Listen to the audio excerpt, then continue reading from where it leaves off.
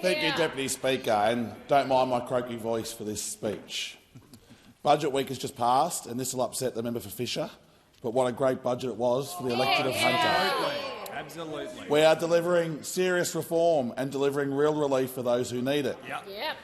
Deputy Speaker, we know that people are doing it tough, but make no mistake, this budget will make real impact for the better for this group of people and for the whole of Australia.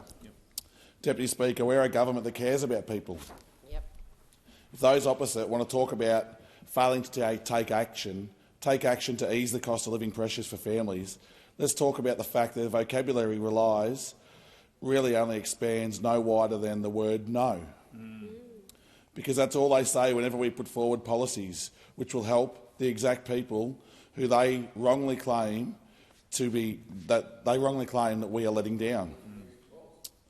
Speaker, we all know who is failing people in this place and is failing Australian families, and that's those on the other side of this chamber. Deputy Speaker, pretending to care to win a vote does nothing for those doing it tough. In fact, it seems pretty desperate, if you ask me. Deputy Speaker, I will give those opposite the benefit of the doubt. I'm not sure if it's short-term memory loss or selective hearing, but for their benefit, let me remind them of the measures that this government has made to take real action on reducing inflation and the pressures on Australian families and businesses. Deputy Speaker, I know taking real action is a foreign concept to those opposite because they rarely did it in this place in the last 10 years of government that they had. But listen up, you guys might just learn something.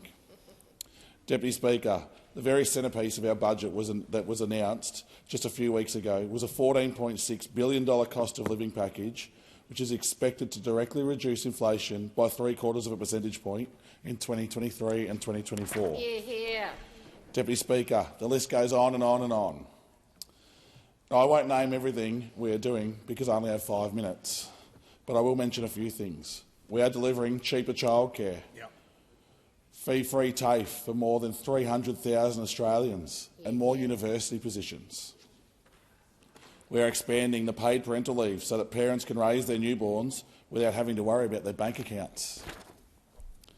Speaker, we are building more affordable homes so that Australians will actually be able to afford to put a roof over their head.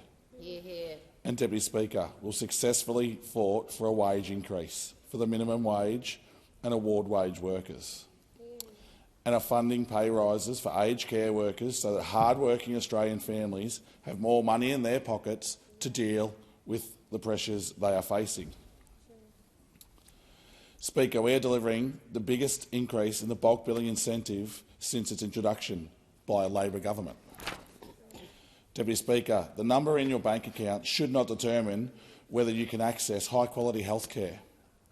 And I know those opposite tried their best to make Australians choose between being able to afford to look after their health and other necessities within their 9 years of cuts and neglected Medicare. But we will not stand for that, because they did not do any of that.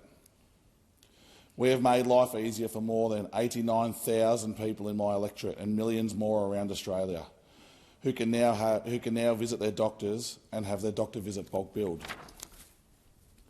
Deputy Speaker, that sounds like taking real action to reduce pressures on Australian families to me. Deputy Speaker, it does not stop there. We are making medicines cheaper for almost 50,000 people in the Hunter alone, saving Australians up to $180 each and every year so they can continue to get their medicine that they need without having to come to the expense of something else. Deputy Speaker, we know that one of the biggest pressures on Australian families and businesses is their power bills. But those opposite must have forgotten that 5 million eligible households and 1 million eligible small businesses will be able to access electricity bill relief through the Energy Bill Relief Fund.